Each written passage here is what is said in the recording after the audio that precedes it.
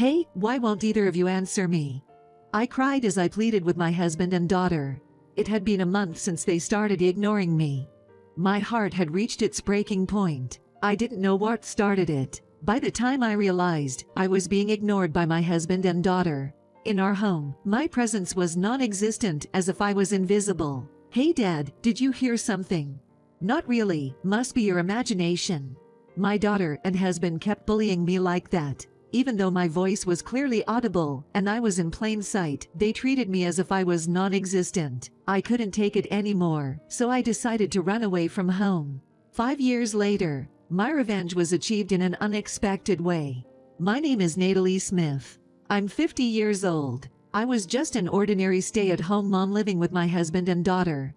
I married Jackson, my husband, 23 years ago. We were both 27 and colleagues at the same company back then. We working in IT with a decent income. We lived comfortably without worrying about money, and when I turned 30, we had our daughter Ruby. She was born healthily and grew up healthy without any major illnesses. I became a stay-at-home mom when Ruby was born. I was planning to return to work after a year of maternity leave, but Jackson refused. Natalie, you don't need to go back to work, do you? Why's that? I think I should work considering Ruby's future. You know my salary is good, right? I can support you and Ruby on my own. But isn't it better to save up? We've both worked hard and saved plenty, right? I want you to just focus on our daughter and things at the home. Well, after many discussions, I decided to quit my job. That marked the beginning of my days filled with parenting and household chores. To be honest, until Lena was born, I had no idea how hard parenting could be. Constant sleep deprivation due to feeding every few hours left me dazed, with no appetite. But I had to keep up nutrition for Ruby's sake. Perfecting household chores on top of that was quite challenging. I'd try to finish the household chores while Ruby was asleep, but mostly, due to lack of sleep, I'd end up sleeping alongside her. Jackson wasn't completely unhelpful, but he wasn't exactly eager to cooperate either. He'd only dote on Ruby when she was in a good mood, and hand her off to me as soon as she started crying. And so the days went on. In the blink of an eye, Ruby turned 16. After her sweet 16 party, she said something to me. Hey Mom, I didn't have a photographer for my party, right? Well, you didn't want to rent a dress, so we ended up buying a new one, remember? That's why we didn't have a photographer. What? Why not? All my friends had one. I mean, you can't hire a photographer for free, you know. That shouldn't matter to me as a kid. Isn't that something parents should handle? Ruby. Just then, Jackson came home from work. He noticing the tense atmosphere, he asked, "What's going on?" Ruby said in a whiny voice, "Listen, Dad, all my friends had a photographer for their sweet 16 parties, and I was the only one who didn't. And Mom's making excuses, saying it's because I didn't want to rent a dress." Is that what was said? Poor thing. Of course, you'd want one if all your friends had it. Exactly. I knew you'd understand, Dad. I'll hire a photographer for you to have a photo shoot in your dress. I'll cover the costs. Really? Thank you, Dad. I love you. Ruby turned to me, snorted, and walked out of the living room. I couldn't help but confront Jackson, who was all too willing to spoil Ruby. Hold on a minute. Why do you decide things like that on your own? What's the big deal? It's just pictures. Just pictures. Do you have any idea how much it costs to get those photos taken? It would be over $1,000. It can't be helped. Ruby wants to do it. Besides, shouldn't you be the one to pay for that?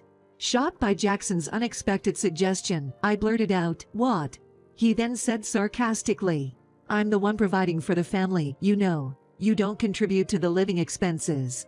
That's true, but since Ruby was born, most of her necessities have been paid from my savings. Shut up. You just do only as I say. What do you mean? I'm not the maid of this house. Then leave. How are you going to survive now, being jobless? Hada. With a mischievous grin, Jackson would say such things. As frustrating as it was, what he said wasn't entirely wrong. Even after Ruby grew up, Jackson kept finding reasons to make me give up on going back to work, so I was still without an income.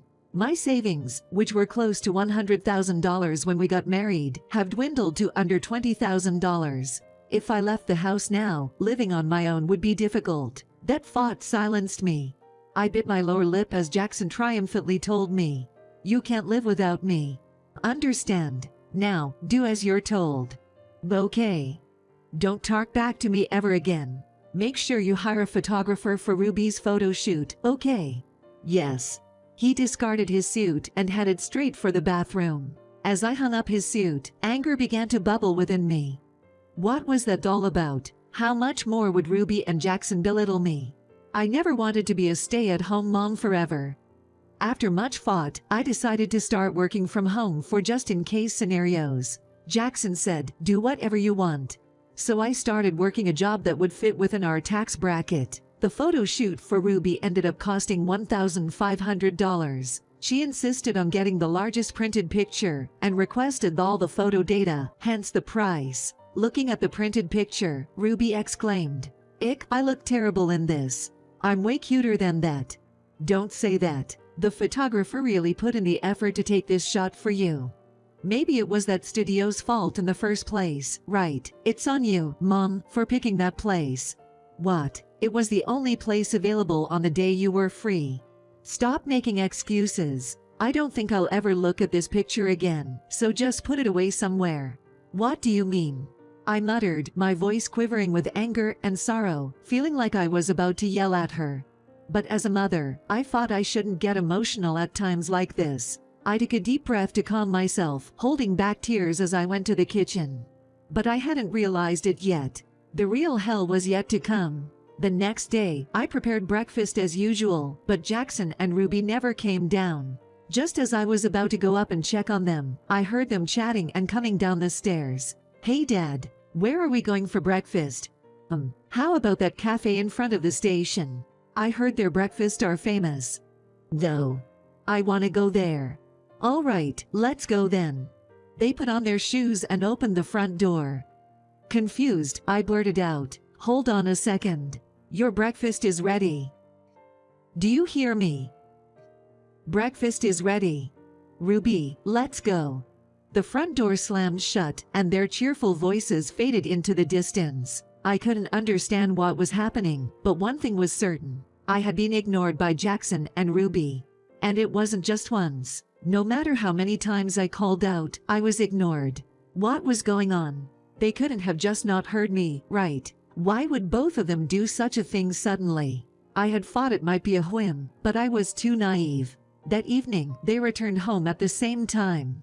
They had gone out for dinner together, paying no mind to the dishes I had laid out, and each went straight to their own rooms. The next day, and the day after that, this same pattern continued, and my heart was steadily breaking. A month had passed since they started ignoring me.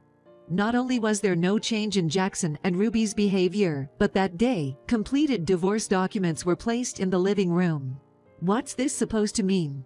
I asked Jackson, but as usual, I was completely ignored. They were both happily eating pizza and watching a movie. That's when it hit me. The complex emotions I had been holding back reached their limit. In a panic, I managed to speak up. "Hey, why? Why aren't you both answering me?" Tears streamed down my face as I pleaded for an answer, but there was no reply. They just kept laughing and watching the movie, ignoring me completely. I didn't know what had triggered this. By the time I realized it, I was being ignored by my husband and daughter. "You were supposed to be my family." In our home, my presence was non-existent, as if I was invisible. "Hey Dad, did you hear something?" "Not really, must be your imagination." They kept bullying me like that. Even though my voice was clearly audible, and I was in plain sight, they treated me as if I was non-existent. I couldn't take it anymore. Clutching the divorce documents, I packed the bare necessities into my carry-on, and left the house without a word. I headed to my parents' house, about an hour away by train. Thankfully, my parents are still alive, and enjoying their retired life. They were shocked to see me turn up out of the blue with big luggage, but they welcomed me with open arms once I explained the situation. "I see, you've had it rough. Sorry we didn't notice. Natalie, it must have been hard. You can stay here until you feel settled, okay?" My parents' kind words made me cry. That day, for the first time in decades, I cried my heart out. The next day, I filed the divorce documents and went back to using my maiden name, switching from Smith to Adams. I felt a twinge of loneliness but managed to calm my emotions. And then, I began job hunting. It was quite a daunting task. I had left work at 30 and had a 20-year gap in my employment history. Now at 50, I wondered if there was a place for me in the workforce. However, to my gratitude, I got hired on the spot by the first company I applied to. They hired me because the company I used to work for is a well-known company, and soon I was entrusted with work. 5 years later, I had gotten the hang of my job and was now handling key responsibilities. I had also started training newbies 3 years ago, and in particular, I built a good relationship with a male colleague named Harris. He was the same age as Ruby, so I could relate to him like his son. Conversely, his mom was about my age, and we hit it off talking about everything from work to personal stuff. Harris was in his 3rd year with the company. One day, he handed me an envelope. "What's this?" I asked casually, and he replied with a shy grin. "I'm getting married and I really want you to come to my wedding."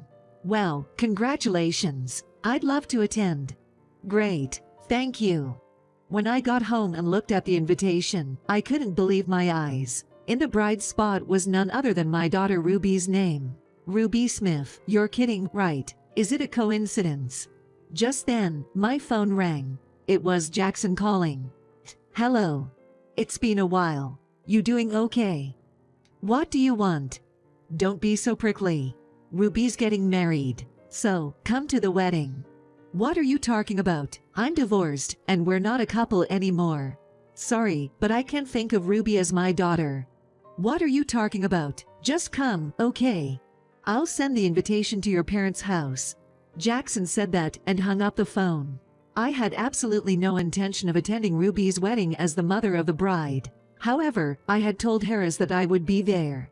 Declining the invitation now would be rude, I thought. With that in mind, I decided to attend as the groom's boss. On the day of the wedding, 2 months later, I sat with my colleagues as a guest on the groom's side. The ceremony itself was to be private with just the bride and groom, and guests would join for the reception. There was one empty seat in the family seat. It seemed Jackson had not yet noticed me. The introductory movie for the bride and groom ended and they started greeting each table. Harris came to my table, greeted me with joy. "Thank you for coming today." Next to him, Ruby's face turned pale with her eyes wide in shock. Seeing this, Jackson's face also went pale, and he stormed over. "What is going on? Why are you sitting there?" While he asked, breathless, all eyes in the venue turned to us. Then Harris, having watched everything, asked curiously, Excuse me, do you know Ms. Adams by any chance?" "Well, she's Ruby's mother." "What? But I was told Ruby's mother abandoned the family and left." Well, that's..." It seemed Jackson and Ruby had painted me as the villain in a convenient story they told Harris. As they stood there with guilty looks on their faces, I set the record straight. "Harris, I'm sorry for not telling you the truth. I'm Ruby's mother." "Ms. Adams, did you abandon Ruby and your husband? Is that true?" "That's not the case. I was treated like nothing more than a housekeeper by my husband and daughter, and ultimately, I was ignored at home." "Ignored?" "Yes. It went on for a month, and I reached my breaking point. The divorce documents were already prepared by him, so I took them and left the house. It wasn't me who left, they rejected me outright." "Hey, Ruby, what's this about? Why did you ignore your mom?" Then Ruby, losing her cute smile, retorted defiantly. "Because everything about her was annoying. So, I decided with Dad to ignore her. She left after just 1 month. That's hilarious, right?" "Ruby, are you serious?" "It's fine. It won't bother you.